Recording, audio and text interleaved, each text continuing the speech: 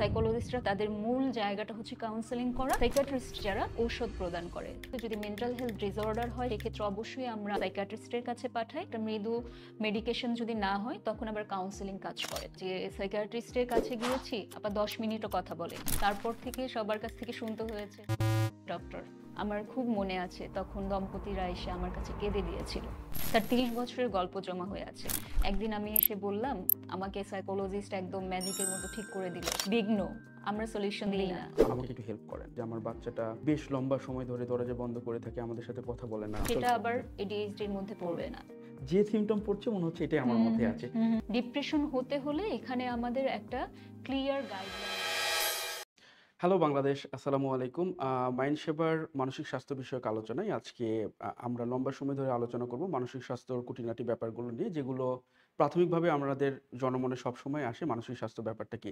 আর আজকের আমাদের এই আলোচনায় আমাদের সাথে আছেন মাইন্ড সেবার সাইকোলজিস্ট শারমিন আক্তার সেতু আপু, এবং তিনি লম্বা সময় ধরে আমাদের এই আলোচনায় থাকবেন এবং বিভিন্ন প্রশ্ন যেগুলো আমরা করব সেগুলোর উত্তর দিবেন, এবং আশা করছি তিনি লম্বা সময় আমাদের সাথেই থাকবেন। আমি আপুর কাছে যাব। আপু কেমন আছেন? অনেক ধন্যবাদ সোহান, এবং সবাইকে আমন্ত্রণ আমাদের পডকাস্টে। আমি ভালো আছি সোহান, আপনি কেমন আছেন? জি, বেশ ভালো আছি। আমরা বেশ লম্বা সময় ধরে মানসিক স্বাস্থ্য নিয়ে কাজ করছি। মাইন্ড সেবা প্রায় বাংলাদেশের ৩০টা কাউন্সেলিং পয়েন্টের সাথে কাজ করছে, এবং আমরা বাংলাদেশের প্রায় ৩০টা জায়গা থেকে কাউন্সেলিং প্রোভাইড করছি। তো এই জায়গা থেকে দীর্ঘদিন থেকে বেশ কিছু প্রশ্ন আমাদের সবসময় স্বাভাবিকভাবে আমাদের মনে আসে, এবং আমাদের ক্লায়েন্ট আমাদের সবসময় এই কোশ্চেনগুলো করে থাকে। সেই প্রশ্নগুলো নিয়ে আজকে আমরা আলোচনা করব। ১ম এ আমি জানতে চাচ্ছি যে আসলে মানসিক স্বাস্থ্য ব্যাপারটা কি? মানসিক স্বাস্থ্য আসলে কি? আচ্ছা, আমি যদি একদম ছোট্ট করে বলি সবার বোঝার জন্য, সেটা হলো যে মানসিক স্বাস্থ্য বলতে আমরা মনের স্বাস্থ্য বলতে পারি। এই যে আমরা বিভিন্ন সময় বিভিন্ন ধরনের অনুভূতি অনুভব করি সোহান, যেমন কখনো আমরা আনন্দ অনুভব করছি, কখনো কষ্ট অনুভব করছি, কখনো বলছি যে কান্না পাচ্ছে। এই যে মনের যে অনুভূতিগুলোতে, সেগুলোকে আমরা মানসিক স্বাস্থ্য বলতে পারি। এবং আরো একটু বোঝার জন্য সহজ করে বলি, এটা হচ্ছে যে ব্যক্তির এমন একটা অবস্থা যে সময়টায় ব্যক্তি নিজের দক্ষতা এবং নিজের যে অ্যাবিলিটিগুলো আছে সেই জিনিসগুলো উপলব্ধি করতে পারবে, এবং সেগুলো উপলব্ধি করে সে তার দৈনন্দিন জীবনের মানসিক চাপগুলোকে নিয়ন্ত্রণ করতে সক্ষম হবে, এবং নিজের ওয়েলবিংটাকে তারা মানে কি বলবো যে আহ, দেখে রাখতে পারবে, নিশ্চিত করতে পারবে, এবং এই সমাজে কিছুটা কন্ট্রিবিউশন করতে পারবে। কন্ট্রিবিউশন করবে। আপনি যেমনটা বলছিলেন যে দৈনন্দিন জীবনের বেশ কিছু ব্যাপার আছে। আসলে এই যে মানসিক স্বাস্থ্যটা আমাদের দৈনন্দিন জীবনে যেমন আমাদের ফিজিক্যাল যে স্বাস্থ্যটা আছে, সেই স্বাস্থ্যটা যেমন আমাদের দৈনন্দিন জীবনে বেশ ভালো একটা প্রভাব বিস্তার করে। তো মানসিক স্বাস্থ্য আসলে দৈনন্দিন জীবনে কতটা প্রভাব বিস্তার করে, কিংবা কতটুকু ভূমিকা রাখে আসলে? এটা আসলে সোহান পুরোটাই তো শারীরিক এবং মানসিক স্বাস্থ্য এটা মিলেই কিন্তু মানুষ, হ্যাঁ। তো যেটা হচ্ছে মানসিক স্বাস্থ্যর বিষয়টা হচ্ছে যে আমরা যদি মানসিকভাবে ভালো না থাকি, সবগুলো সেক্টরেই আমরা ভালো থাকি না। হ্যাঁ, যেমন হচ্ছে যে আমাদের পার্সোনাল লাইফে যদি বলি, সেখানে আমরা ঠিকঠাক মতো সবকিছুতে মনোযোগ দিতে পারি না, আমাদের রিলেশনশিপগুলোতে একটুখানি অসুবিধা দেখা দেয়। হ্যাঁ, এবং মানসিকভাবে আমি ভীষণ রকম অস্বস্তিকর একটা অবস্থায় থাকি। প্রফেশনাল লাইফে আমাদের কর্মদক্ষতা কমে যেতে পারে, এবং সেই জায়গাটায় আমরা আগে যেভাবে পারফর্ম করতাম এখন সেভাবে পারফর্ম করতে পারছি না, হয়তো প্রোডাক্টিভিটিটা কমে যাবে। প্রোডাক্টিভিটি কমে যাচ্ছে, এবং আমার দৈনন্দিন জীবনে আমি আগের মতো কর্মক্ষম থাকতে পারছি না। এবং একটা ইন্টারেস্টিং ব্যাপার হচ্ছে মানসিকভাবে ভালো না থাকলে আমাদের সেটার কিন্তু শারীরিকভাবেও একটা প্রভাব পড়ে। যখন মন ভালো লাগছে না, দেখা যাচ্ছে শরীর ম্যাজ ম্যাজ করছে, আমার হচ্ছে যে শরীরে কোনো স্পৃহা পাচ্ছি না, কারো মাথা ব্যথা করছে, কারো অন্যরকম একটা শরীরে অলসতা চলে এসেছে, এই ব্যাপারগুলো ঘটে। তাহলে আমরা বলতে পারি যে মানসিক স্বাস্থ্যটা আসলে আমাদের দৈনন্দিন জীবনে বেশ বড় একটা ভূমিকা রাখে, যেটা আমাদের কর্মদক্ষতার উপরেও একটা ভালো প্রভাব বিস্তার করে। অনেক সময় হয় কি যে আমরা একটু বুঝতে পারি না যে আসলে আমরা অনেক মন খারাপ হচ্ছে, আমরা মানসিকভাবে যে ভালো বোধ করছি না, কিংবা আমাদের একটু খারাপ লাগছে, কিংবা বেশ খারাপ সময়ের মধ্যে দিয়ে যাচ্ছি। আসলে কিভাবে বুঝবো যে আসলে আমি মানসিকভাবে ভালো নাই এবং আমার একজন প্রফেশনালের সহযোগিতা দরকার? প্রথমত যেটা হচ্ছে যে এটা বোঝার ১ম শর্ত হচ্ছে যে নিজেকে সচেতন করা। যেমন দুটো পার্থক্য যদি আমরা করি যে আমি আগে কেমন ছিলাম, এখন কেমন আছি মানসিকভাবে, কেমন? যে আগে হয়তো আমি খুব উচ্ছল ছিলাম, সবকিছু কাজে আগ্রহ পেতাম, সবার সাথে মিশতে চাইতাম, আমার সম্পর্কগুলোতে আমি খুব এফোর্ট দিতাম। কিন্তু এখন যেটা হতে পারে যে আমি দেখা যাচ্ছে আগের মতো সেই উচ্ছল আর নেই। সব কাজে আমি আগের মতো আগ্রহী হচ্ছি না। সারাটা সময় আমার খুব অস্থিরতা বা কাজ করে বা আমি ভালো ফিল করি না। মনের ভেতরে আমি কোনো শান্তি অনুভব করি না। তো যখন আমি এই পার্থক্যগুলো সচেতন হব পার্থক্যগুলো সম্পর্কে যে আগে ভালো ছিলাম কিনা এখন ভালো আছি কিনা মানে ২ টা মানসিকভাবে। সিচুয়েশন এর মধ্যে তফাৎ বের করবা। আগে কি অবস্থা ছিল এবং এখন কি অবস্থা? আমার নিজের নিজের মানে নিজের আমার কি অবস্থায় আছি আমি, হ্যাঁ? যদি আমি আগের সাথে কোনো গুরুত্বপূর্ণ বা তাৎপর্যপূর্ণ পার্থক্য পাই, তাহলেই আমার বুঝতে হবে আমার এখন একজন প্রফেশনাল যা যাদেরকে বলছি আমি সাইকোলজিস্ট এবং অথবা সাইকিয়াট্রিস্ট তাদের কাছে আমার সাহায্যের জন্য গেলে সেটা উপকারী হবে। আমরা বেশ লম্বা সময় ধরে আ আমরা যে ব্যাপারটা মাইন্ড সেবার কাছে বারবার কল যখন আসে আমাদের আ প্রফেশনালদের সহযোগিতার ব্যাপারে। কিন্তু একটা ব্যাপার সবসময় আমরা আ সম্মুখীন হই। সেটা হলো যে স্বাভাবিকভাবে মানুষ কিন্তু সাইকোলজিস্ট এবং সাইকিয়াট্রিস্ট এর পার্থক্যটা একটু গুলিয়ে ফেলে, হ্যাঁ? তো সাইকোলজিস্ট এবং সাইকিয়াট্রিস্ট এর মধ্যে পার্থক্যটা কোথায় মোটা দাগে? এবং এটা যদি একটু আমরা জানতে পারতাম। খুবই সুন্দর প্রশ্ন সোহান। এটা নিয়ে আমাদের সমাজে খুবই মানে ভ্রান্ত কিছু ধারণা আছে। তো আমি যদি খুব সহজ করে বলি, সাইকোলজিস্টরা আসলে হচ্ছে যে সাইকোলজির উপর অনার্স মাস্টার্স কমপ্লিট করে এবং এরপরে আরো প্র্যাকটিক্যাল ফিল্ডে তাদেরকে যেমন হচ্ছে educational psychology, counselling psychology, clinical psychology এগুলোর উপরে আলাদা করে তাদের একটা বিশেষায়িত মাস্টার্স থাকে। এবং মোটা দাগে যেটা বলছিলেন যে সাইকোলজিস্টরা আসলে কোনো ধরনের মেডিকেশনে যায় না, তারা মেডিসিন দিতে পারে না। তারা যেটা করে বিভিন্ন থেরাপি অ্যাপ্লাই করে মানুষের ট্রমাস বা মানসিক যে অসুবিধাগুলো সেগুলো হিল করার চেষ্টা করে, ঠিক এবং আছে? এবং কথাগুলো শুনে মানে কাউন্সেলিং প্রদান করে কথাগুলো শুনে মনোযোগ দিয়ে, ঠিক আছে? আর সাইকিয়াট্রিস্ট যারা তারা আসলে মূলত এমবিবিএস ডক্টর। তাদের তারপরে হচ্ছে যে তারা মূলত মানসিক যে রোগগুলো আছে সেগুলোর জন্য ঔষধ প্রদান প্রদান করে। এবং বর্তমানে যেটা হচ্ছে যে সাইকিয়াট্রিস্টরা মাঝে মাঝে বিভিন্ন থেরাপিউটিক প্রসেসও অ্যাপ্লাই করছে। কিন্তু মূলত পার্থক্যটা ওই জায়গাটাই যে আমি যদি খুব মোটা দাগে বলি সোহান, যে সাইকোলজিস্টরা কাউন্সেলিং প্রদান করে, তাদের মূল জায়গাটা হচ্ছে কাউন্সেলিং করা। এবং ডক্টররা যারা ওনারা মানে সাইকিয়াট্রিস্ট যারা ওনারা আসলে ঔষধ প্রদান করে, তারা মানসিক রোগ নিয়ে কাজ করে। আমি যদি একটু র‍্যাপ আপ করি আমার জায়গা থেকে সেটা হলো যে সাইকোলজিস্টরা হচ্ছে ক্লায়েন্টের ইস্যুস গুলো শুনে এবং ইস্যুস গুলো শোনার পরে তাদেরকে অ্যাসিস্ট করে প্রবলেম গুলো থেকে উঠে আসার জন্য। তাই তো? এবং সাইকিয়াট্রিস্ট হচ্ছে যিনারা ডক্টর এই মানসিক অবস্থা যখন খুব সিভিয়ার লেভেলে চলে যায়, শারীরিক প্রবলেম গুলো শুরু হয় তখন তারা ওষুধ প্রদান করে। এমনটাই তো? অনেকটাই এরকম। অনেকটাই এরকম। আ এখন একটা কোয়েশ্চেন আসে যে আসলে কখন সাইকোলজিস্ট দেখানো উচিত? আমরা এই ব্যাপারটা আমরা বুঝতে অনেক সময় পারি না। আমরা অনেক সময় আ বুঝতে পারি না আমার কোন অবস্থাটা আছে। আসলে আমাদের সাইকোলজিস্টটা আসলে কখন দেখানো উচিত? সো সোহান, এটা আমি যদি বলি যে আসলে কোনো নির্দিষ্ট কোনো কিছু নেই যখনই আপনি সাইকোলজিস্টের কাছে যাবেন। আমাদের উন্নত দেশগুলোতে যেটা হয় যে তারা মানসিকভাবে একটু খারাপ বোধ করলেই সাইকোলজিস্টের কাছে যাচ্ছে, মেন্টাল হেলথ প্র্যাকটিশনার্স এর কাছে যাচ্ছে। সুতরাং আমাদের আসলে সত্যি দেশের বলতে যে আমাদের এইভাবে কিন্তু অ্যাওয়ারনেস গ্রো হয় নাই আমাদের হুম, হুম, দেশে। হুম, আমরা ছোটবেলা থেকেই মেন্টাল হেলথ এর এই পার্টটা নিয়ে কখনোই কিন্তু পড়াশোনা তেমনভাবে নাই, করি না। হুম, কিংবা হুম, আমাদের হুম। ওইভাবে শেখানো হয় না যে আমাদের ২ টা স্বাস্থ্য আছে, একটা মানসিক স্বাস্থ্য, একটা শারীরিক স্বাস্থ্য। ওই মানসিক স্বাস্থ্যের জায়গাটা থেকেও তো আমরা খুব একটা দূরে থাকি। আমরা এই জিনিসটা বুঝতেই শুরু করি না। তো আসলে আমাদের সাইকোলজিস্ট আসলে কখন দেখানো উচিত? এই ব্যাপারটা যদি আরেকটু ক্লিয়ার করে বলতেন আমাদের। ওকে। যখনই আমরা দেখব সুহান, কিছুক্ষণ আগেই যেটা বলছিলাম যে আমাদের ৩ টা ফ্যাক্টর, আমাদের পার্সোনাল লাইফ, আমাদের প্রফেশনাল লাইফ এবং ডেইলি লাইফ যদি দেখি যে আমাদের কোনো থটস, বিহেভিয়ার এবং হচ্ছে যে এই জায়গাগুলোতে কোনো হ্যাম্পার রিলেশনশিপ, এই জায়গাগুলোতে আগের মতো আমি ফাংশনাল ওয়েতে কাজ করছি না, করতে পারছি না। দ্বিতীয়ত যে এটা হচ্ছে যে আমি দীর্ঘদিন যাবৎ মন খারাপ বা কোনো একটা ইস্যুস ফেস করছি, চ্যালেঞ্জ ফেস করছি মানসিকভাবে, সেই জায়গাটা থেকে আমি বের হতে পারছি না।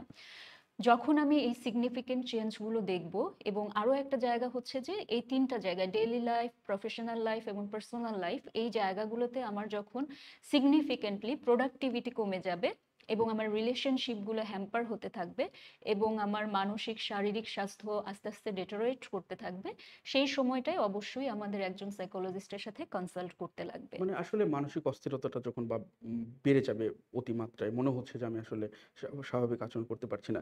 আ আরেকটা ব্যাপার যে এই যে সাইকোলজিস্টরা যে থেরাপিউটিক প্রসেস গুলো এপ্লাই করে, যেটাকে কাউন্সেলিং বলি আমরা সবসময়। হুম, হুম। তো আসলে এই সাইকোথেরাপিটা জিনিসটা কি? এবং এটা কিভাবে কাজ করে আসলে? এটা যদি একটু আমরা জানতে পারতাম। আচ্ছা। সাইকোথেরাপি মূলত কিছু সায়েন্টিফিক বৈজ্ঞানিক অ্যাপ্রোচ, যেটা হচ্ছে যে বিভিন্ন গবেষণার মাধ্যমে মানে পাওয়া গিয়েছে এবং হচ্ছে যে বিভিন্ন থিওরিটিক্যালি যেটা অ্যাপ্রুভড, হ্যাঁ? যে এই এই অ্যাপ্রোচগুলো মূলত আমাদের যে মানসিক অসুবিধা আছে, আমাদের যে মানসিক ট্রমাস আছে এবং আমাদের কিছু, কিছু ট্রমাস যেগুলো আমরা ভুলতে পারি না। অনেকে এসে আমাদের কাছে বলে যে, "আমি পাস্টের স্মৃতিগুলো ভুলতে পারছি না।" অনেকের চাইল্ডহুড ট্রমা থাকে। ট্রমা থাকে এবং হচ্ছে যে অনেকের আবার বড় হয়েও ট্রমাস থাকে। সো এই ট্রমাস গুলো মানে কাউন্সেলিংটা তো শুধুমাত্র কথা বলা নয়। ঠিক আছে? শুধুমাত্র কথা বলা নেই। এখানে যে একজন ব্যক্তি আমার কাছে আসছে যে বিভিন্ন চ্যালেঞ্জ নিয়ে মানসিকভাবে, বিভিন্ন ইস্যুস নিয়ে, ট্রমাস নিয়ে, সেই ট্রমাস গুলো হিল করার জন্য আমরা বিভিন্ন সায়েন্টিফিক অ্যাপ্রোচ ব্যবহার করি যাতে করে তার ট্রমাস গুলো হিল হয়। তো মূলত থেরাপিউটিক প্রসেস আমি যে বলছি সেটাই এই থেরাপি। যেমন হচ্ছে যে সিবিটি আছে, এখানে ট্রানজেকশনাল অ্যানালাইসিস আছে, এনএলপি আছে, হ্যাঁ? এবং হচ্ছে যে কেউ আবার ট্রমা ফোকাসড কাউন্সেলিংও করে থাকে। সুতরাং কাউন্সিলরের কাজ হচ্ছে যে যখন একজন ব্যক্তি আসে তার কাছে, তার জন্য কথা শোনার পাশাপাশি এই থেরাপিউটিক প্রসেসগুলো অ্যাপ্লাই করে তার ভেতরের যে অসুবিধাগুলো হচ্ছে, তার ভেতরের যে ট্রমাস গুলো আছে সেগুলো হিল করা। কাউন্সেলিং বলতে আমরা শুধুমাত্র যে আমাদের সমাজে যেটা প্রচলিত আছে যে শুধু এরা কথাই বলে, ইটস নট লাইক দ্যাট। আমরা শুধু কথা বলছি না, এখানে সায়েন্টিফিক ওয়েতে আমরা এই থেরাপিগুলো প্রয়োগ করে ব্যক্তির যে অসুবিধার জায়গাগুলো আছে, ট্রমাস গুলো আছে, সেগুলো হিল করার জন্য কাজ এবং করে একটা থাকি। গোল সেট করে কাজ করা হয়, যেমনটা অবশ্যই। বলছিলেন। হুম, হুম, হুম। আ এবং এখানে আমি আরেকটু অ্যাড করি সোহান, সেটা হলো যে এই যে আমি থেরাপিউটিক অ্যাপ্রোচ গুলোর কথা বলছি, এটা এটা হচ্ছে যে বিভিন্ন সাইকোলজিস্ট বিভিন্নভাবে অ্যাপ্লাই করতে পারে, হ্যাঁ? এবং হচ্ছে যে আহ, কোনো ক্লায়েন্টের বা কোনো ব্যক্তির যে মানে আমি মূলত টেইলর পদ্ধতিতে কাজ করি, যার জন্য যেটা প্রয়োজন সেখান থেকে সেটা আমি অ্যাপ্লাই ব্যাপারটা করি। এরকম, ব্যক্তিবিশেষ আচরণগতভাবে পার্থক্যর উপর ডিপেন্ড করে আপনি থেরাপিউটিক প্রসেস গুলো এপ্লাই করেন। এমনটাই তো? অবশ্যই। যেমন ধরেন যে আমার এখন একজনের ডায়াবেটিকস হয়েছে। এখন ডায়াবেটিকস রোগীদের সমস্ত সিম্পটম হয়তো একই রকম। কিন্তু ব্যক্তির খাদ্যাভ্যাস, ব্যক্তির বায়োলজিক্যাল থিংস সবকিছু মিলিয়ে কিন্তু তাদের চার্টটাও ভিন্ন, ভিন্ন হয়। হ্যাঁ, হ্যাঁ, হ্যাঁ। তো সেই রকমই ব্যাপারটা। মানসিক স্বাস্থ্যটাও ব্যাপারটা এরকম যে ব্যক্তির আচরণগত দিক থেকে ডিপেন্ড করে ব্যক্তির এবং এনভায়রনমেন্ট, এনভায়রনমেন্ট। ব্যক্তির সক্ষমতা সবকিছু মিলিয়ে তার জন্য যেটা প্রযোজ্য যে থেরাপিউটিক প্রসেস সেটা আমরা এপ্লাই হ্যাঁ, করি। এটা তো গেল সাইকোলজিস্ট পার্ট। এখন যদি সাইকিয়াট্রিস্ট এর কাছে আসি, সাইকিয়াট্রিস্ট আসলে কখন দেখাতে হয় কিংবা সাইকিয়াট্রিস্ট এর কাছে কখন যাওয়া উচিত? আ এটা যদি আমরা সাইকিয়াট্রিস্টের কাছে আসলে আমরা মানে যখন আমাদের মানসিক অসুবিধাগুলো খুব সিভিয়ার হয়ে যায়, হ্যাঁ? যেমন ধরেন যে কিছু মানসিক রোগ আছে, ঠিক আছে? যেমন major depressive disorder, bipolar disorder, schizophrenia, ঠিক আছে? এই মানে আরেকটা হচ্ছে ওসিডি। এই বিষয়গুলো হচ্ছে যে আমরা যখন সিভিয়ার। সিভিয়ার পর্যায়ে চলে যাচ্ছে এবং এগুলোকে আমরা ডিসঅর্ডার বলছি, মেন্টাল হেলথ ডিসঅর্ডার। এই ডিসঅর্ডার গুলো মানে ঔষধ ছাড়া আসলে নিয়ন্ত্রণে আনাটা কঠিন। তো সেই ক্ষেত্রে একটা বড় ভূমিকা পালন করে আমাদের সাইকিয়াট্রিস্টরা। এই ক্ষেত্রে একটা সমন্বিত পদ্ধতি আমরা ইউজ করি। মানে ২ টা প্যারালালি চলবে। প্যারালালি সাইকোলজিস্ট এবং চলবে। সাইকিয়াট্রিস্টের সাইকিয়াট্রিস্ট সহযোগিতা। এবং সাইকোলজিস্ট ১ম এ কিন্তু এই জায়গাগুলোতে যদি মেন্টাল হেলথ ডিসঅর্ডার হয় সোহান, সেক্ষেত্রে অবশ্যই আমরা আগে সাইকিয়াট্রিস্টের কাছে পাঠাই। কারণ তার একটা মৃদু মেডিকেশন যদি না হয়, তখন আবার কাউন্সেলিং কাজ করে না। মানে ব্যাপারটা এরকম যে একটু স্বাভাবিক করা, ক্লায়েন্টকে একটু অস্থির জায়গা থেকে একটু স্থির করে তারপরে স্টেপ বাই হ্যাঁ, স্টেপ। মানে ঔষধ দিয়ে তাকে আগে একটু স্টেবল পজিশনে আছে। সো স্ট্যাবিলিটি না থাকলে আসলে সেই জায়গাটায় কাউন্সেলিংটা কাজ করে না, হ্যাঁ? তো কিছুটা স্ট্যাবিলিটিতে এনে তখন আমরা যেটা করি, মানসিক মেন্টাল ডিসঅর্ডারের ক্ষেত্রেও কিন্তু কাউন্সেলিংটা লাগে, তখন প্যারালালি চলতে থাকে। বাট ফার্স্টের যে মেডিকেশনটা ওটা সাইকিয়াট্রিস্ট দিতে হয়। একটা ব্যাপার সবসময় আমাদের সমাজে খুব ভালোভাবে প্রচলিত আছে যে সাইকিয়াট্রিস্ট কিংবা সাইকোলজিস্ট দেখানোর ব্যাপারে একটা ট্রমা কাজ করে। এবং সমাজে যে ব্যাপারটা হয় সেটা হলো যে কেউ সাইকোলজিস্ট কিংবা সাইকিয়াট্রিস্টের কাছে গেলে তাকে পাগল বলে সম্বোধন করা হয়। এই প্রবলেমটা কিন্তু বেশ ভালো একটা ইয়ে করে, আমাদেরকে ট্রিগার করে। তো স্বাভাবিকভাবে মানুষ যে সাইকোলজিস্ট কিংবা সাইকিয়াট্রিস্ট দেখাতে ভয় পায়, এই জায়গা থেকে উত্তরণের উপায়টা কি? আসলে একজন মানুষ এই স্টিগমা থেকে কিভাবে বের হতে পারে? ওকে, এটা খুবই ইন্টারেস্টিং একটা জায়গা সোহান, যে আমরা যখন প্রথম সাইকোলজি পড়ে মানে কাউন্সিলিং এ পড়ে বের হলাম, তারপর থেকে সবার কাছ থেকে শুনতে হয়েছে যে পাগলের ডক্টর। হ্যাঁ, বা আমার সাথে কেউ কথা বলতে আসলে সে বলতো যে তোমার কি কোনো অসুবিধা হয়েছে, তুমি ওর সাথে কথা বলছো কি কারণে। তো খুব স্বাভাবিকভাবে আমাদের সমাজে একটা স্টিগমা আছে, ভুল ধারণা আছে যে সাইকোলজিস্টের কাছে গেলেই সে পাগল হয়ে যাবে। বা এই পাগল ওয়ার্ডটাও আমরা ইউজ করি না, কারণ এটা একটা হচ্ছে যে খুব মানে মানুষকে একটু অবজ্ঞা স্বরে বলা হয়। কিন্তু সোহান, এটাও দেখতে হবে যে আমাদের যে শারীরিক রোগগুলো আছে, যেমন আমরা খুব বড় বড় রোগের কথা যদি বলি, ক্যান্সার, ডায়াবেটিক্স, এবং হচ্ছে যেটা ক্রনিক ডায়াবেটিক্স কিন্তু সারা জীবনব্যাপী, ব্লাড প্রেশার, এগুলো নিয়ে কিন্তু আমরা কোনো স্টিগমার মধ্যে পড়ছি না, কাউকে বলছি না এই তোমার ব্লাড প্রেশার হয়েছে, ওর ব্লাড প্রেশার হয়েছে, হাসাহাসি করছি না। কিন্তু মনের এই জায়গাটা নিয়ে কথা বলতে গেলেই আমরা যেন একটু অবজ্ঞা স্বরে দেখে ফেলি। কিন্তু এই জায়গাটা আমি একটু বলতে চাই যে এটা আসলে শারীরিক স্বাস্থ্যের মতোই একটা খুব গুরুত্বপূর্ণ সেক্টর। কারণ আমি যদি মানসিকভাবে ভালো না থাকি, শারীরিক স্বাস্থ্যটাও ভালো থাকবে না। সুতরাং এই যে আমরা সমাজের যে ভুল একটা ধারণার মধ্যে আছি যে সাইকিয়াট্রিস্টের সাইকোলজিস্টের কাছে গেলেই আমি পাগল হয়ে যাব বা আমাকে খারাপ বলবে লোকজন। সুতরাং এই জায়গাটা পরিবর্তন হওয়াটা খুব জরুরি, এবং আমাদের কাছে যারা আসছে তারা যে পাগল আসছে সেটাও না কিন্তু। আমরা এমন হচ্ছে যে আমাদের যে মানসিক অসুবিধাগুলো আছে যার জন্য আমরা ফাংশন করতে পারছি না, তার জন্য আসলে আমরা মনোবিজ্ঞানীর কাছে যাই বা যেতে পারি। এবং আমরা যারা মনোবিজ্ঞানী তাদেরও কিন্তু কাউন্সিলিং লাগে, আমরাও নিয়মিত কাউন্সিলিং নিচ্ছি, সুপারভিশন টাইপের কিছু। সুপারভিশন হুম। নিচ্ছি। সুতরাং এই জায়গাগুলো কিন্তু আসলে বলবো যে একটা ভুল ধারণা আছে, এবং আমি সেই জায়গাটার জন্য ওয়েট করি যে এখন যেমন ডায়াবেটিক্স, ক্যান্সার এবং হচ্ছে যে ব্লাড প্রেশার, এগুলো যেমন আমাদের সমাজে নর্মালাইজ হয়ে গিয়েছে, হয়তো একটা সময় আমাদেরও এরকম জিনিসগুলো নর্মালাইজ হয়ে যাবে, মানসিক স্বাস্থ্যের ব্যাপারগুলো। আমাদের মাইন্ড সেভাতে যে ডাটাটা আমাদের আছে সেই ডাটা থেকে আমরা দেখি যে বাংলাদেশে আগের তুলনায় এখন মানসিক স্বাস্থ্যর ব্যাপারে খুব বেশি পরিমাণে মানুষ কিন্তু অ্যাওয়ার হচ্ছে। বাচ্চাদেরকে তাদের বাবারা মায়েরা নিয়ে আসছে, টিনেজারদের নিয়ে আসছে, এবং হাজব্যান্ড ওয়াইফরা কিন্তু প্রচুর পরিমাণে এখন অ্যাওয়ার হয়েছে তাদের রিলেশনশিপ ব্যাপারে, যে রিলেশনশিপটা ভালো যাচ্ছে না, তারা কিন্তু সাইকোলজিস্টের কাছে আসছে। আমি বলতে পারি অনেকটাই কিন্তু একটা অ্যাওয়ারনেস গ্রো হয়েছে, যেটা খুবই আশাবাদী। কারণ আমরা টোটাল জাতিটা যদি মানসিকভাবে সুস্থ না থাকি, তাহলে আমাদের শরীর আসলে ফাংশন করবে না, আমাদের ফিজিক্যাল হেলথটা ফাংশন করবে না। বিভিন্ন সময় মানুষজন যখন বিভিন্ন রোগের মধ্যে দিয়ে যায়, রোগ মুক্তির সময় কিন্তু তারা বিভিন্ন রকম মানসিক সমস্যায় ভুগে, এবং আহ, তারা কিন্তু অনেক সময় অনেক অপারেশনের পরেও মানুষ কিন্তু বিভিন্ন রকম মানসিক সমস্যায় ভুগে। কিন্তু আমরা যদি এই অ্যাওয়ারনেসটা গ্রো হয়, হয়তো এই জায়গাটা থেকে আরেকটু দ্রুত রিকভারি হবে আমরা আশা করছি। আমরাও চাই যে আসলে আমাদের বাংলাদেশে মানসিক স্বাস্থ্য ব্যাপারে একটু চর্চা হোক, কথা হোক, যেন আমাদের পরবর্তী প্রজন্ম যেন একটা সুস্থ স্বাভাবিক মানসিক স্বাস্থ্যের অধিকারী হয়।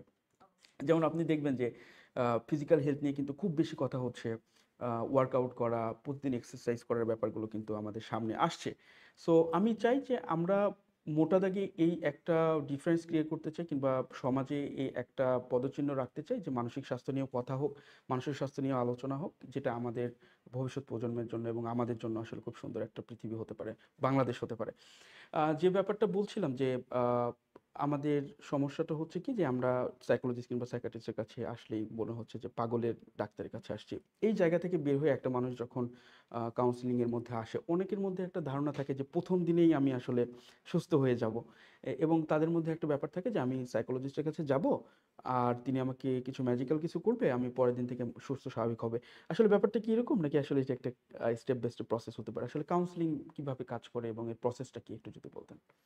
আমরা এটা খুব বিশেষত আমিও এটা খুব ফেস করি সোহান, যে ক্লায়েন্ট ব্যক্তি যখন আমাদের কাছে আসে তখন তার একটা প্রত্যাশা থাকে যে একদিন আমি এসে বললাম, আমাকে সাইকোলজিস্ট একদম ম্যাজিকের মতো ঠিক করে দিল, এবং হচ্ছে যে সেই জায়গাটা থেকে একদমই কথা বলে আমি ভালো হয়ে যাব। কিন্তু এটা আসলে একটু কাউন্সিলিং এর ক্ষেত্রে বলবো যে এই প্রসেসটা একটু স্টেপ বাই স্টেপ প্রসেস। হ্যাঁ, এটা এমন না যে আপনি কোনো ব্যক্তি আমার কাছে আসলো একটা সেশনে সমস্ত কিছু বলে ফেললো, ভালো বলে ফেললো, বিষয়টা এরকম না। এটা একটু সময় সাপেক্ষ ব্যাপার। আমি আমার মানে আমার কাছে যারা আসে তাদেরকে বলি, this is a slow and continuous process. এখানে কিছু মানে আমরা একদিনেই সমস্ত কিছু জেনে যাব। একটা মানুষ যখন আমার কাছে আসছে 17 বছরের বা 20 বছরের একজন মানুষ, তার মানে হচ্ছে যে তার 17 বছরের গল্প জমা হয়ে আছে। বা হচ্ছে যে একজন 30 বছরের মানুষ আসছে, তার 30 বছরের গল্প জমা হয়ে আছে। সো আমাদের সময়টাও তো আসলে লিমিটেড। এটা সম্ভব না যে এই লিমিটেড সময় আমি 30 বছরের গল্পটা জেনে যাব। এবং কাউন্সেলিং এর একটা খুব চমৎকার জায়গা হচ্ছে যে আমি যদি বলি, কিছুক্ষণ আগে আমরা সাইকোলজিস্ট এবং সাইকিয়াট্রিস্টের মধ্যে পার্থক্য দেখছিলাম। তো অনেক অনেক ব্যক্তি এসে বলে যে সাইকিয়াট্রিস্টের কাছে গিয়েছি, আবার 10 মিনিটও কথা বলেনি, আপনার সাথে কথা বললাম, খুব ভালো লাগলো, অন্তত বলতে পারলাম। এই যে বলতে পারা, হ্যাঁ, যে বলতে পারাটাই যেহেতু একটা হিলিং প্রসেস কিন্তু হিলিং ইটসেলফ, প্রসেস মানে একটু হালকা হওয়া ব্যাপারটা হালকা এরকম। হওয়া। সো এই যে 30 বছরের গল্পটা বলা, শোনা এবং সেই গল্পটা থেকে রুটটা বের করা এবং জি। সেই অনুযায়ী তার জন্য কি প্রয়োজন এবং সেটা তার জন্য কিভাবে কাজ করবে, তার আসলে অন্য কোনো জায়গায় অসুবিধা আছে কিনা। তো এই জিনিসগুলো আসলে খুঁটিনাটি সবকিছু বের করে কাজ করা, প্রসেস অনুযায়ী যাওয়া, থেরাপিউটিক প্রসেসের মধ্যে দিয়ে তাকে একটা সেলফ এক্সপ্লোরেশন জার্নির মধ্যে দিয়ে নিয়ে যাওয়া, এটা একটু সময় সাপেক্ষ, সুহান।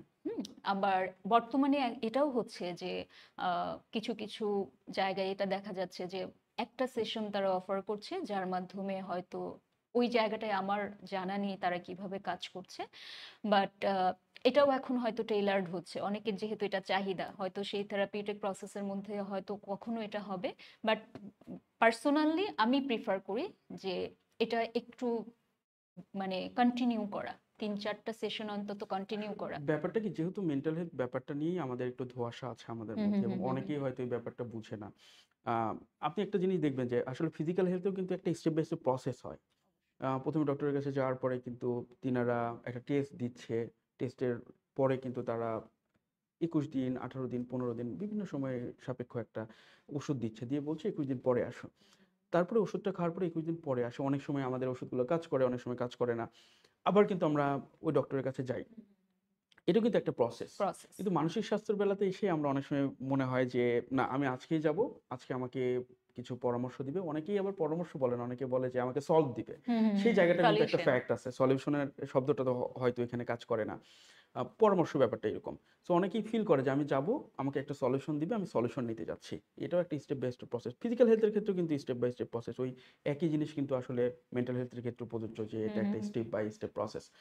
আ তো এখানে সোহান আমি একটু অ্যাড করি আপনার সাথে যে এটা আমরা পাই। হ্যাঁ, আমার কাছে যখন কেউ আসছে তখন যেটা হয় যে মানে একটা সেশনে এসে, আপা আমি পরে আসবো কিনা জানি না, আমাকে একটু সলিউশন বলে দেন। হ্যাঁ, বা এটা কিভাবে হবে, আমি এখন কিভাবে ভালো থাকবো, ঠিক আছে, সেটা একটু বলে দেন। সো এটা একটু ডিফিকাল্ট, সোহান। হ্যাঁ, যে আর প্রথমত মূল জায়গাটা যেটা যদি বলি, আমরা যারা সাইকোলজিস্ট আছি আমরা আসলে কোনো সলিউশন দেই না বা কোনো পরামর্শ দেই না। আমি যদি বড় দাগে এটা বলি যে আমরা আসলে আপনাকে পরামর্শ দিব না যে সোহান এটা করেন আপনি ঠিক হয়ে যাবেন, সোহান ওটা করেন এটা ঠিক হয়ে যাবে, বা আপনার জন্য এটা করলে ইয়া হবে। সুতরাং যদি মানে কেউ ওই জায়গাটা থেকে আসে এবং হচ্ছে যে সেটা ব্যক্তি আসলে সলিউশন বের করে, আমরা আসলে সাইকোলজিস্টরা ব্যক্তিকে ওই জায়গাটাতেই ফ্যাসিলিটেট করি যাতে ব্যক্তি নিজের সলিউশনগুলোকে খুঁজে বের করতে সেটাই সক্ষম করে দেই। সুতরাং সাইকোলজিস্টের কাছে আসলেই সে যে পরামর্শ দিবে, এই জায়গাটায় বিগ একটা নো। সাইকোলজিস্টরা আসলে পরামর্শ দেয় না, সলিউশন দিয়ে দিবে। Big no. আমরা সলিউশন দিই না, আমরা আসলে হিল করি, আমরা আসলে ফ্যাসিলিটেট করি ব্যক্তিকে ওয়েলবিং এর দিকে। আ আমরাও কিন্তু সবসময় চেষ্টা করি মাইন্ড সেবা থেকে যখনই আমাদের কাছে আ সেশনের জন্য রিকোয়েস্ট আসে, আমরা এই বার্তাটাও সবসময় দেওয়ার চেষ্টা করি। ১ম এই যেন তার একটা আ ইন্ট্রোডিউস হয়ে যায় মেন্টাল হেলথ এর সাথে যে হুম হুম হুম। আসলে দিস ইস দ্য প্রসেস। এটা একটা স্টেপ বাই স্টেপ প্রসেস এবং এটা একটা কন্টিনিউয়াস প্রসেস। ব্যাপারটা এরকম না যে একটা সেশনে এই ব্যাপারগুলো আপনি সবকিছু ঠিকঠাক হয়ে যাচ্ছে। আমরা এই বার্তা দেই যেন মিসগাইড না হয়, এক্সপেকটেশনটা যেন ঠিকঠাক থাকে এবং সে যেন জেনে বুঝে মেন্টাল হেলথের এই সার্ভিসটা নিতে মানে উৎসাহী হয়। সেজন্য আমরা কিন্তু এই ব্যাপারটা একদমই ক্লিয়ার থাকি এবং স্বচ্ছতার জায়গা আছে। আমরা সবসময় খুবই ইথিক্যাল ওয়েতেই কাজ করার চেষ্টা করি, যে যেমনটা আপনারাও করছেন ইথিক্যাল ওয়েতে, এবং আপনারা গাইডলাইন্সের মধ্যে থেকেই কাজ করছেন। আমরা সবসময় মাইন্ড সেবা এটাই চেষ্টা করছি যে হুম, হুম। একটা গাইডলাইন্সের মধ্যে ইথিক্যাল প্র্যাকটিসটা করার। আ আরেকটা ব্যাপার যেটা হলো যে আ একটা মানুষ যখন আ কাউন্সেলিং নিতে আসছে এবং কাউন্সেলিং নিতে এসে আ তারা ভালো ফিল করছে এবং একটা গোল সেট করার পরে ওই গোলে যাওয়ার পরে যখন একজন ক্লায়েন্ট আপনাদেরকে বলে যে আমি খুব ভালো ফিল করছি এবং সে রিকভারির একদম শেষ দ্বারপ্রান্তে আসছে, এবং তারা অনেক সময় কিন্তু খুব ভালো, ভালো কথা বলে যে আপনি আমাকে অনেক হেল্প করেছেন, এবং আ অনেক কৃতজ্ঞতা স্বীকার করে। সেই জায়গাটা কেমন লাগে আসলে? যে একজন মানুষকে এই জায়গা থেকে সহযোগিতা করার পরে এত সুন্দর, সুন্দর কথা শুনতে কেমন লাগে? এটা তো মানে ডেফিনিটলি এটা আমাদের বেঁচে থাকার একটা রসদ সোহান। হুম, হুম। হ্যাঁ? যে ক্লায়েন্টের যখন দেখি যে কোনো ক্লায়েন্ট এসে বলছে যে আপা খুব ভালো লাগছে। আপনার সাথে সেশন নিয়ে আমি আমার লাইফে আগাতে পারছি। হ্যাঁ? সো আমি আমার কর্মজীবনের শুরুর একটা ঘটনা কখনো ভুলি না। ঠিক আছে? আমি এটা শেয়ার করতে চাই, সবার সাথে করিও। মানে আমি যখন ১ম আমার কর্মজীবন শুরু করলাম ঢাকা শিশু হাসপাতালে। তো তখন হচ্ছে যে একজন দম্পতি এসেছিল তার ছোট্ট শিশুটাকে নিয়ে। তার স্পিচ অসুবিধা ছিল। আ কথা বলতে পারত না। তো আমার সাথে সে থেরাপি করলো। যখন শিশুটা কথা বলতে পারলো, হালকা, হালকা স্পিচ এসেছে। আমার খুব মনে আছে তখন দম্পতিরা এসে আমার কাছে কেঁদে দিয়েছিল।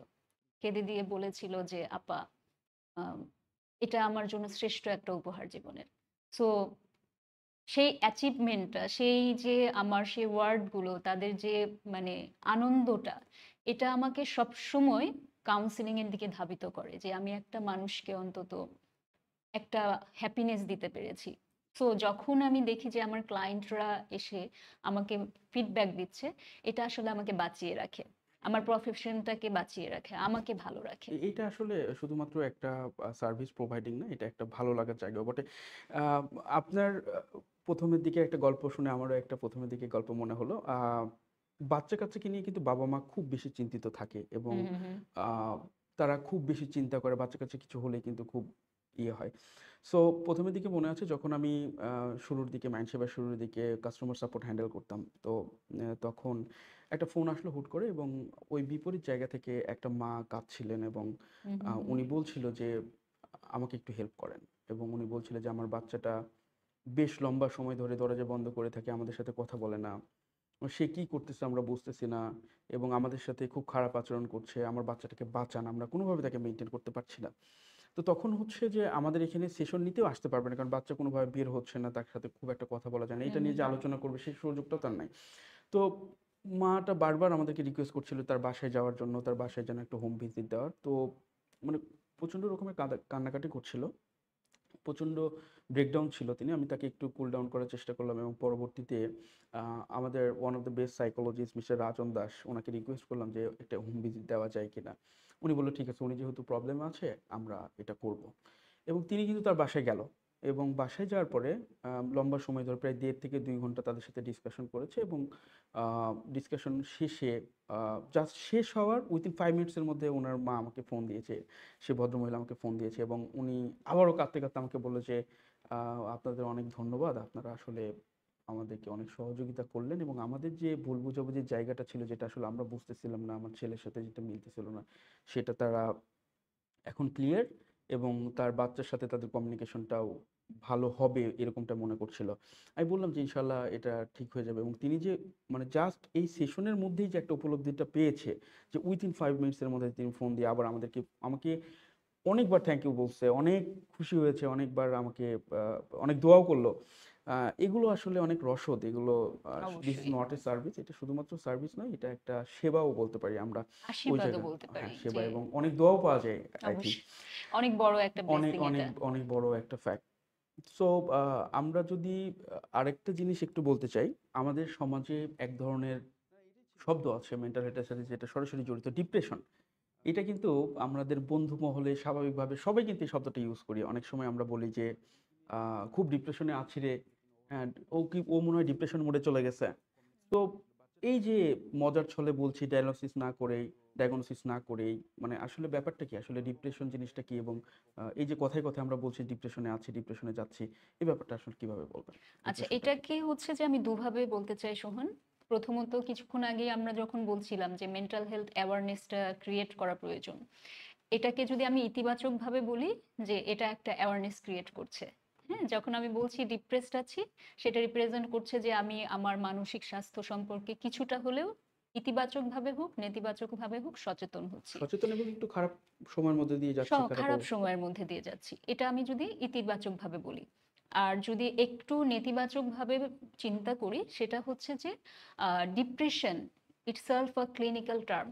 ঠিক আছে? যখন আমরা মেন্টাল হেলথ একটা কন্ডিশন, সিভিয়ার কন্ডিশন, ডিপ্রেশন এবং হচ্ছে যে আমার খারাপ লাগছে, স্যাড লাগছে, এ দুটোর মধ্যে কিন্তু তফাৎ আছে। হ্যাঁ?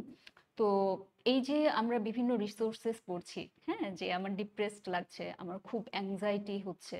সো এই জিনিসগুলোর কিন্তু ডায়াগনোসিস হওয়ার পরে আমরা বলতে পারি যে আসলে আমি ডিপ্রেসড কিনা, আমি অ্যাংজাইটিতে আছি কিনা। আমার নরমাল একটা সিচুয়েশনের জন্য ডিপ্রেসড লাগছে। ধরেন আমাকে কেউ একটা খুব অপ্রত্যাশিত একটা কথা বলল, যেটা আমি কখনো ভাবিনি। শুনে সাথে, সাথে আমি স্যাড মুডে চলে গেলাম। হ্যাঁ? হয়তো ১ ঘন্টা ২ ঘন্টা আমি খারাপ থাকলাম। আমি কোনো কাজে আগ্রহ পেলাম না যে এরকম একটা কথা বলে ফেলল। তারপরে আমি আবার সমস্ত কিছু সামলে নিলাম। আমি আবার ফাংশনাল শুরু করলাম। That is not depression. ঠিক আছে?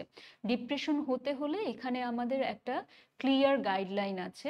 যেখানে হচ্ছে যে আমাদের ২ সপ্তাহ বা ১ মাসের মতো একটা পারসিস্টেন্স স্যাডনেস থাকবে। যেখান থেকে আমি কখনোই বের হতে পারবো না। হ্যাঁ? এবং সারাক্ষণ আমার মনটা এত লো থাকবে, সেটা আমার মুড, থটস, বিহেভিয়ার এই ৩ টা জায়গাকে ইফেক্ট করবে। সিগনিফিকেন্টলি আমি আগে যে কাজগুলোতে আগ্রহ পেতাম, পারসিস্টেন্টলি মানে কন্টিনিউয়াসলি, হ্যাঁ? সেখানে কোনো বাদ থাকবে না। প্রতিদিন একই রকমভাবে আমার খারাপ লাগছে। সেখান থেকে আমি নিজেকে বের করতে পারছি না। হ্যাঁ? সুতরাং এই জায়গাগুলোকে আমরা যখন বলছি যে ডিপ্রেসড লাগছে, খারাপ লাগছে, এই দুটোর মধ্যে তফাৎ আছে। যে কোনটা ক্লিনিক্যাল ডিপ্রেশন এবং হচ্ছে যে কোনটা আমার স্যাডনেস, দুটোর মধ্যে আলাদা আছে। সুতরাং আমরা যে ওয়ার্ডগুলো ইউজ করছি, যেটা বলছিলেন আপনি, অনেক সময় এটা মানে এই ওয়ার্ডগুলো এই আমাদের জন্য ওয়ার্ডটা ইয়া খুবই করতে প্রচলিত পারে। ডিপ্রেশন, হ্যাঁ? একদম ডিপ্রেশন আমরা মজার ছলে কিংবা একদম। বোঝানোর ছলে আমরা এটাই কারণ বলি। হচ্ছে যে ওই যে বললাম যে আমরা দুটোর মধ্যে পার্থক্যটা জানি না। হ্যাঁ? এবং এটা ওই যে ইতিবাচক দুটোই আছে যে আমি ডিপ্রেশন শব্দটার স্টিগমা ভাঙছি। আমি বলছি যে আমার ডিপ্রেশন আছে, ওই দিক থেকে একদিক থেকে এটার স্টিগমাটা ভাঙছে যে এই ওয়ার্ডটার সাথে মানুষ পরিচিত হচ্ছে। কেউ গুগল করছে, আচ্ছা ও বলল যে ডিপ্রেসড লাগছে। দেখি তো ডিপ্রেশনটা কি? হ্যাঁ? তো এটার একটা মানে কি বলবো যে কিছুদিন আগে একটা বিদেশি সং শুনছিলাম যে গুগল ডক্টর নিয়ে, ঠিক আছে? এখন এই ওয়ার্ডগুলো যেমন সচেতনতা বাড়ছে কি কারণে? যে এখন মানুষ অনেকগুলো পড়ছে, মেন্টাল হেলথ নিয়ে অনেক পড়ছে। তো এটার কিছুটা নেতিবাচক এবং ইতিবাচক দিক আছে। ইতিবাচক দিক হচ্ছে যে আমি এই বিষয়গুলো নিয়ে অ্যাওয়্যার হচ্ছি। আমি এই বিষয়গুলো হেল্প সিক করছি। আর নেতিবাচক দিক হচ্ছে যে যারা হেল্প সিক করছি না, যারা হচ্ছে যে পড়ে সেটা আবার নিজের সাথে ম্যাচ করছি, হ্যাঁ? যে কি মিলছে, কি মিলছে না, হ্যাঁ? ম্যাচ করার পরে ভেবে নিচ্ছি, আল্লাহ আমার তো সব সিম্পটম আছে, আমার তার মানে ডিপ্রেশন হয়ে গেছে। আল্লাহ আমার তো সব অ্যাংজাইটির সাথে মিলে যাচ্ছে, আমার তার মানে আমি অ্যাংজাইটি ক্লায়েন্ট হয়ে গেছি। ঠিক আছে? তখন সে আবার হেল্পও সিক করছে না। কেমন? তখন এই জিনিসগুলো তার মাথায় চলতে, চলতে অটোমেটিক্যালি সে কিন্তু তার মেন্টাল হেলথ খারাপ করে দিচ্ছে। যেমন গুগলে হচ্ছে যে ইন জেনারেল কিন্তু এই সিম্পটম গুলো লেখা থাকে। হ্যাঁ? যেমন হচ্ছে যে মানে জ্বর হয়েছে নাপা খাও। হয়েছে কোনো এইরকম সিম্পটম আছে তার মানে তোমার ডায়াবেটিকস হয়ে গেছে।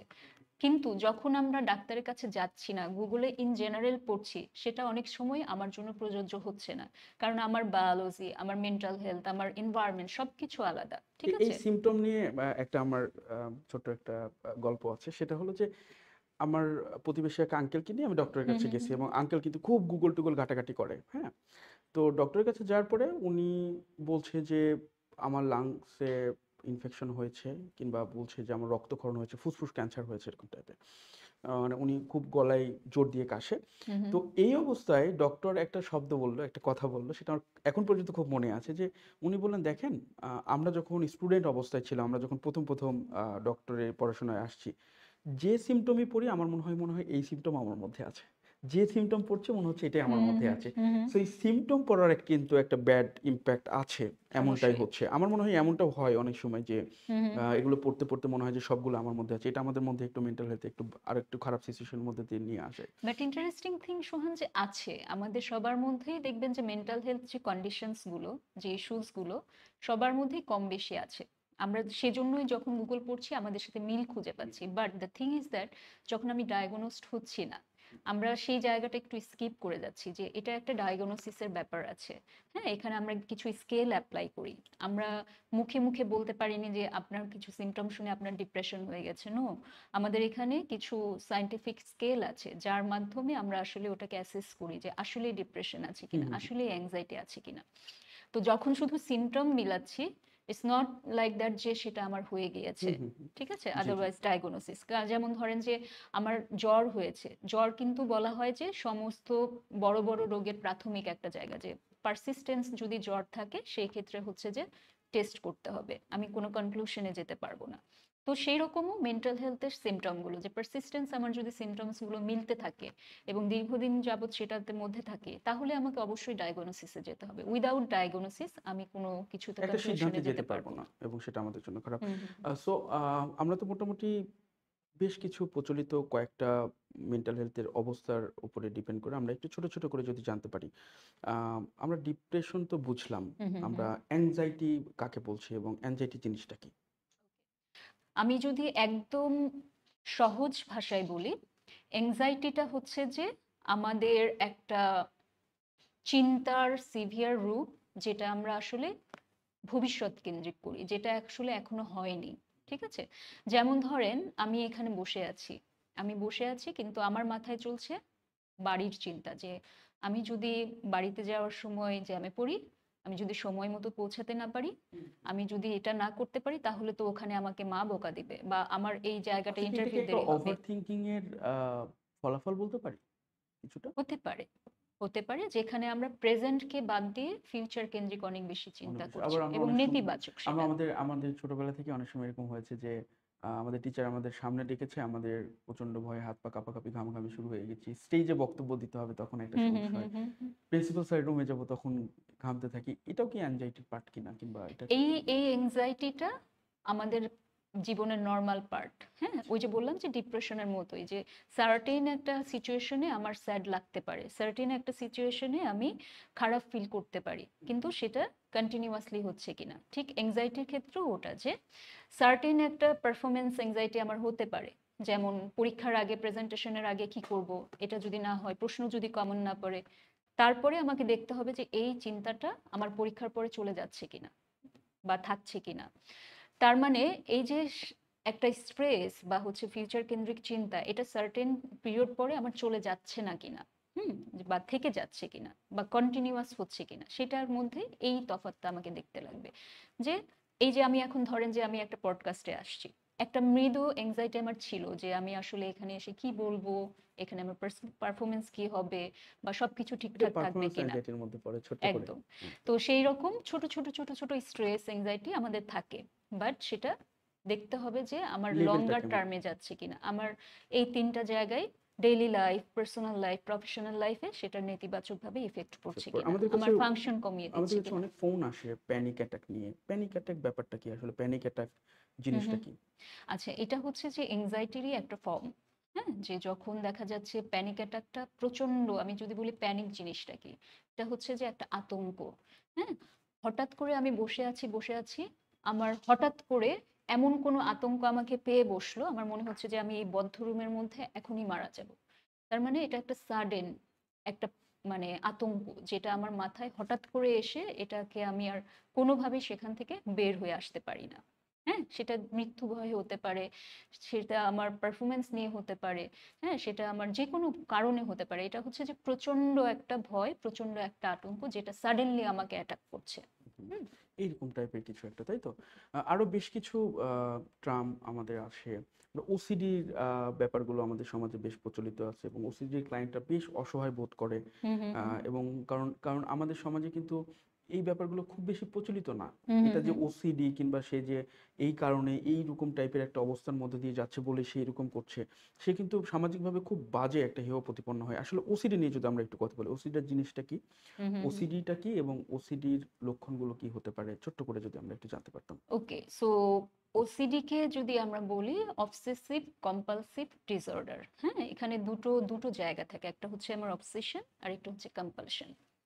যখন কোনো একটা বিষয় ওভারথিংক করছি, আমি কোনো একটা বিষয়ে আমার চিন্তার জগতে নেতিবাচকভাবে প্রভাব বিস্তার করছে এবং সেটা চিন্তা করতে করতে আমি সেই চিন্তাটাকে কোনোভাবেই থামাতে পারছি না, চলছি একটার পর একটা, একটার পর একটা, একটার পর একটা, হ্যাঁ, এবং আমি ভীষণ রকম অসহায় বোধ করছি যে আমি স্টপ করতে পারছি না, দ্যাট ইজ অবসেশন। আমি আমার ওভারথিংক থামাতে পারছি না, নেগেটিভ থিঙ্কিংটাকে থামাতে পারছি না, ঠিক আছে। এখন ধরেন আমি, আমার থিঙ্কিংটা হচ্ছে যে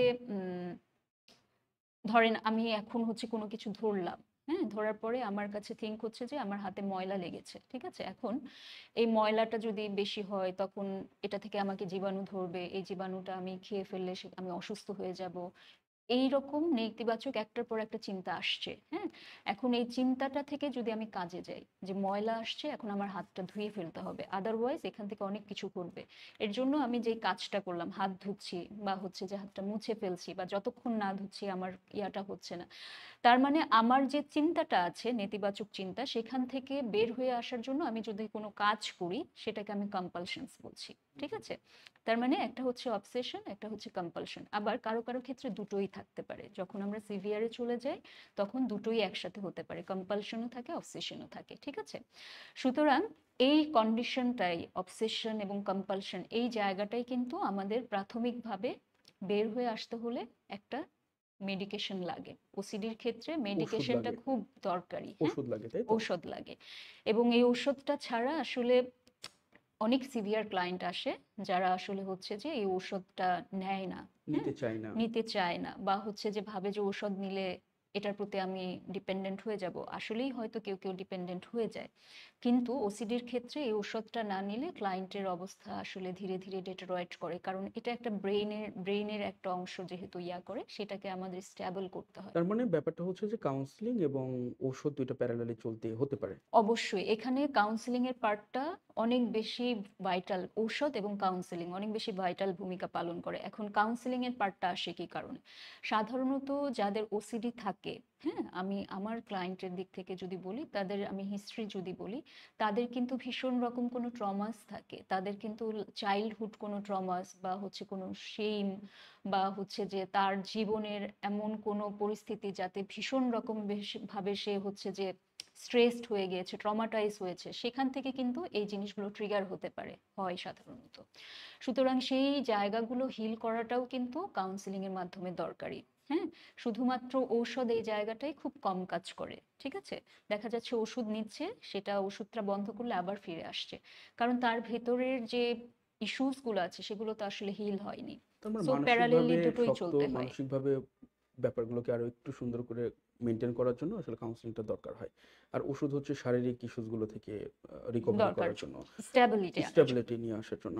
আ আমাদের সমাজে কিন্তু ওই ইসলামিক ওসিডি বলে কিনা এরকম কিছু একটা, যেটা কিনা ওই যে নাপাক হওয়ার একটা ভয়ে ওসিডি, এটা অনেকেরই আছে এবং আমাদের আশেপাশে অনেকেরই দেখেছি যে ইসলামিক ওসিডি আছে। সেটা যে কি? মানে ব্যাপারটা এরকম যে আ সে নাপাক হয়ে যাবে। হুম, হুম। সে কোনো কিছু ধরছে না, কোনো কিছু ছুঁচ্ছে না।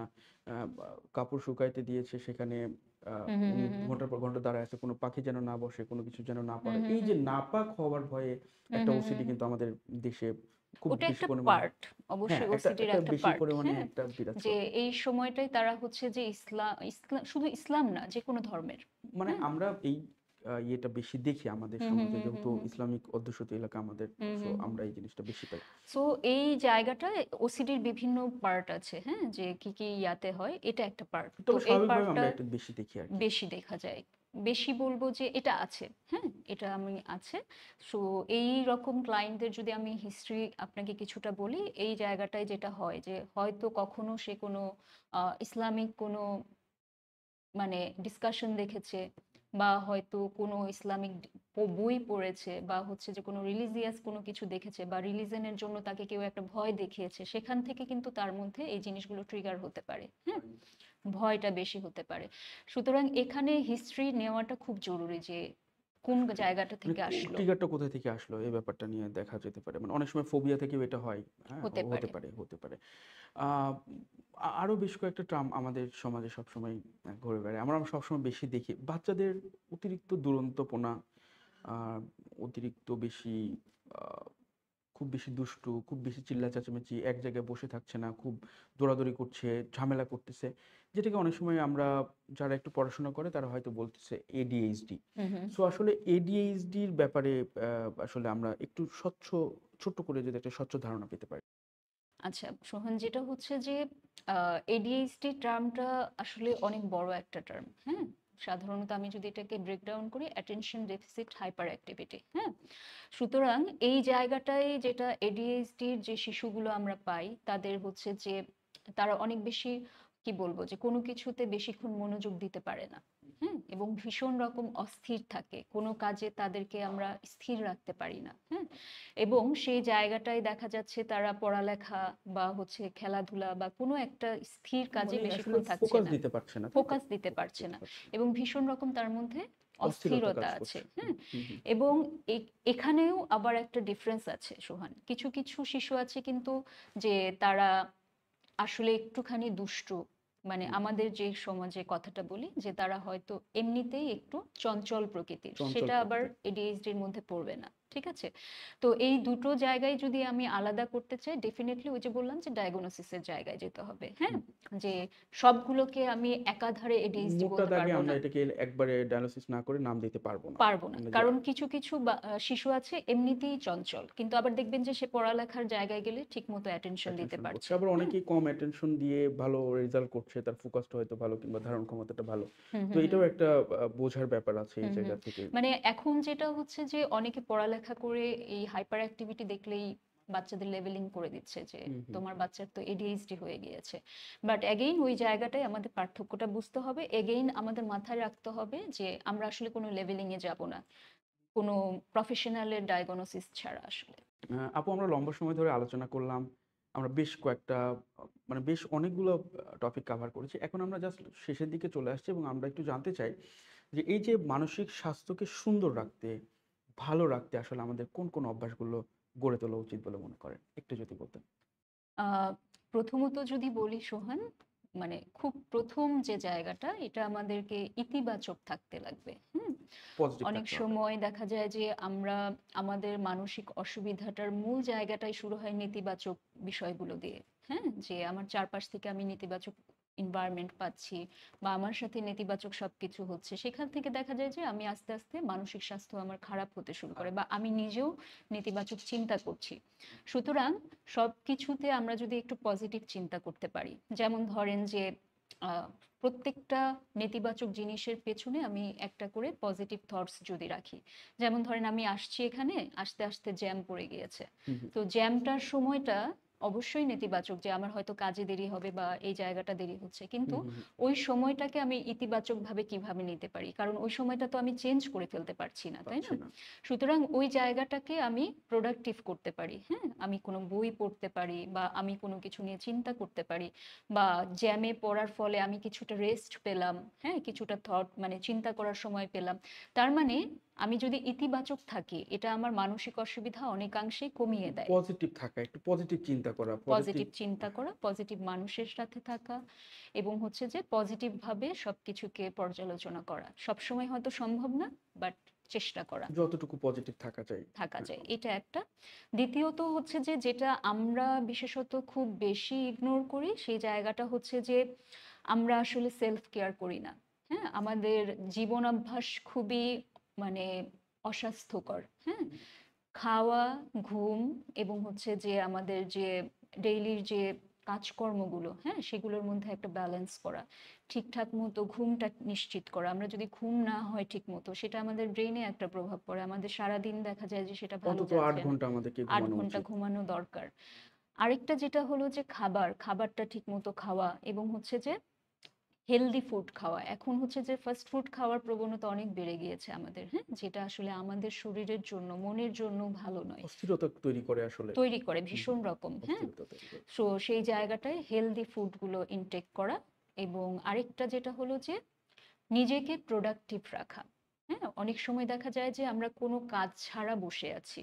হ্যাঁ? বা হচ্ছে যে কোনো কিছুর মধ্যে আমি নিজেকে ইনভলভ করছি না। এটা হতে পারে সামাজিক কোনো কাজ, হতে পারে আমার নিজের কোনো কাজ, হতে পারে আমার পরিবারের কোনো কাজ বা হতে সমাজের মধ্যে কোনো একটা কাজ। সুতরাং এই কাজগুলোতে আমরা যদি না থাকি তখন ধীরে, ধীরে আমাদের মধ্যে ফোকাসটা আসলে নষ্ট হয়ে যায়। হ্যাঁ? এবং আমরা আমাদের লাইফের গোলগুলো সেট করতে পারি না এবং কোনো কিছুতে স্যাটিসফাইড হতে পারি না। সুতরাং নিজেকে প্রোডাক্টিভ রাখা আরেকটা জায়গা। হ্যাঁ? আর আরেকটা জায়গা যদি বলি যে একটু এক্সারসাইজ করা। আমরা এখন ভীষণ রকম আ এই এক্সারসাইজ থেকে দূরে সরে গিয়েছি। এক্সারসাইজ থেকে একটু হ্যাঁ? হাঁটাচলা করা আমরা, হ্যাঁ। হাঁটাচলা করা বা হচ্ছে যে একটু হাত পা দিয়েই ব্যায়াম করলাম, ঘরের মানে মধ্যে ব্যায়াম করলাম। সবকিছু প্রতিদিন মানে আমাদের দৈনন্দিন জীবনে সবকিছুই যেন আমাদের খুবই আরাম-আয়েশের হয়ে গেছে। আমরা যেন অনেক একদমই নড়তে চড়তে না হয়, হুম, হুম, হুম। হাঁটাহাঁটি করতে না হয়, হুম, হুম, ব্যাপারটা হুম। এরকম হয়ে গেছে। অনেক মানে আমরা এখন দেখা যাচ্ছে যে অনেকে পানিও আনতে উঠছি না। হুম, যে হুম, হুম। অন্যকে বলছি যে একটু পানিটা এনে দাও। হ্যাঁ? তো আমাদের নড়াচড়া, শারীরিক অ্যাক্টিভিটি খুবই কমে গিয়েছে। অন্তত প্রতিদিন আমাদের কিছুটা প্রাকৃতিক পরিবেশে সময় কাটানো তো দরকার। অন্তত ৩০ মিনিট আমাদের অন্তত একটু ৩০ মিনিট হুম, হাঁটাচলা করা, একটু সবুজের মধ্যে থাকা, হ্যাঁ? যে জায়গাটা একটুখানি গেলে প্রশান্তি লাগে মনে এবং শেষ যে জায়গাটা আমি একটু বলবো শেষ বা মানে শেষ বলছি না, কনক্লুড করছি না। মানে আমার দিক থেকে আজকে বলার মতো জায়গাটা হচ্ছে যে নিজের সাথে কিছুটা ইতিবাচক সময় কাটানো। নিশ্চয়ই। হ্যাঁ? আমরা নিজেকে নিয়ে কিন্তু একটু ভাবা এরকম টাইপের? ভাবা, আচ্ছা। রাইট। নিজের সেলফ রিফ্লেকশন এর সময় দেওয়া। হ্যাঁ? নিজেকে নিয়ে সমালোচনা করা না, বাট নিজের সাথে একটু আছে না সময় কাটানো যে নিজেকে ভালো লাগা বা একটুখানি নিজেকে ব্রেক দেওয়া। হুম? যে সারাক্ষণই আমি কারো সাথে থাকছি। ঠিক আছে? সারাক্ষণই আমার কিছু না কিছু করতে হচ্ছে। সারাক্ষণই আমি কিছু না করলে ভাল লাগছি না। এতে করে হয় কি নিজের প্রতি সচেতনতাটা কমে যায়। আমরা নিজের প্রতি ফোকাসটা হারিয়ে ফেলি। তখন আমাদের ইন্টারেস্টের জায়গাটা থাকে অন্যের উপরে। যাদের উপর আসলে আমাদের নিয়ন্ত্রণ নেই। নিয়ন্ত্রণ। তখন অন্যের দ্বারা আমি কি হয় প্রভাবিত প্রভাবিত হচ্ছে। হই হুম, এবং অন্যের ভালো লাগা খারাপ লাগাকে আমি আমার ভাবতে শুরু করি। জি, জি। হ্যাঁ? তো সেটাও আমাকে মানসিকভাবে খারাপ করে থাকতে সহায়তা করে। সুতরাং এগুলো আসলে হচ্ছে যে ইন জেনারেল কিছু টিপস যে আমরা এভাবে করে আমাদের একটা স্বাস্থ্যকর অভ্যাস গড়ে তুলতে পারি। যেটা আমার মানসিক স্বাস্থ্যকে ভালো জি, রাখতে আপনি পারে। বেশ চমৎকারভাবে সবগুলোই কভার করেছেন। আমরা লম্বা সময় ধরে চেষ্টা করলাম যে মানসিক স্বাস্থ্যের প্রত্যেকটা ব্যাপার ছোট, ছোট করে একটু জানার। আমরা মোটামুটি যতটুকু পেরেছি চেষ্টা করেছি। আমরা পরবর্তীতে আবারও আসবো। আমাদের ভিন্ন, ভিন্ন টপিকগুলো নিয়ে আমাদের সমাজে আরো কিছু আ মানসিক স্বাস্থ্যের ব্যাপারগুলো থাকে সেগুলো নিয়ে আসবো। আপনাকে অনেক ধন্যবাদ। মাইন্ড সেবাতে আপনি দীর্ঘদিন ধরে কাজ করছেন। আ আমরা চাই আমরা লম্বা সময় ধরে কাজ করতে এবং পরবর্তীতে সমাজে একটা ভালো ইমপ্যাক্ট রাখতে মানসিক স্বাস্থ্যের আ যে জায়গাটা সেখান থেকে যেন আমরা ভালো কিছু করতে পারি আমাদের সমাজের জন্য, দেশের জন্য এবং জাতির জন্য। পরবর্তীতে আবারও দেখা হবে অন্য কোনো ইনশাআল্লাহ। আ আলোচনায় এবং সেইজন্য আমরা পরবর্তী আলোচনার জন্য অপেক্ষা করব আপনার জন্য। ধন্যবাদ আপনাকে। ধন্যবাদ আপনার এত সুন্দর আলোচনার জন্য। আপনাকেও অনেক ধন্যবাদ এবং হচ্ছে যে মাইন্ড সেবার পক্ষ থেকেও সবাইকে ধন্যবাদ। কারণ মাইন্ড সেবা চমৎকার কাজ করে যাচ্ছে। ইথিক্যাল জায়গাটা থেকে, স্বচ্ছ থেকে মাইন্ড সেবা আসলে মানসিক স্বাস্থ্য সেবাটা প্রদান করতে চাচ্ছে, which is very uh appreciable initiative. Thank you এবং হচ্ছে যারা আমাদের সাথে ছিলেন এতক্ষণ সবাইকে অনেক, অনেক ধন্যবাদ। আ ধন্যবাদ সবাইকে আমাদের এই টোটাল আলোচনা শোনার জন্য এবং আমরা চেষ্টা করেছি যে আমাদের মানসিক স্বাস্থ্যের সমস্ত ব্যাপারগুলো নিয়ে ছোট, ছোট করে আলোচনা করার জন্য। পরবর্তীতে আরো বিস্তারিত আসবে। প্রত্যেকটা পার্ট নিয়ে আমরা আরো বিস্তারিত আলোচনা করব। আরো ভালোভাবে চেষ্টা করব টিপস, ট্রিকস এবং এগুলো থেকে মুক্তি লাভের কিছু পরামর্শ নিয়ে। সে পর্যন্ত মাইন্ডসেভার সাথে থাকবেন। মাইন্ডসেভা সবসময় চেষ্টা করছে ইথিক্যাল ওয়েতে এবং গাইডলাইনস এর মধ্যে থেকে মানসিক স্বাস্থ্য নিয়ে কাজ করার। আমরা চাই মানসিক স্বাস্থ্য নিয়ে সবাই কথা বলুক এবং এটাকে গুরুত্ব দিক। সে পর্যন্ত ভালো থাকবেন, সুস্থ থাকবেন। ধন্যবাদ সবাইকে। আসসালামু আলাইকুম।